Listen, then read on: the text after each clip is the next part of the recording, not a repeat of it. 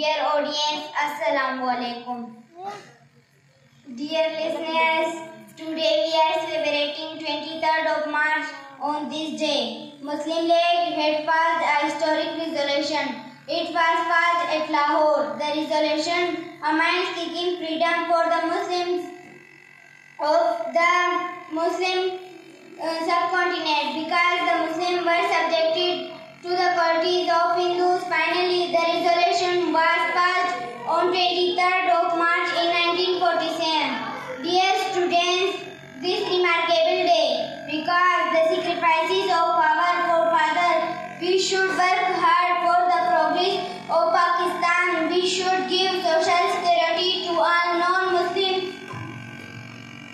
We should protect the dreams of our forefathers. Pakistan needs prosperity in rewards our sweet and Lord. Therefore, we should give progress to Pakistan by getting education.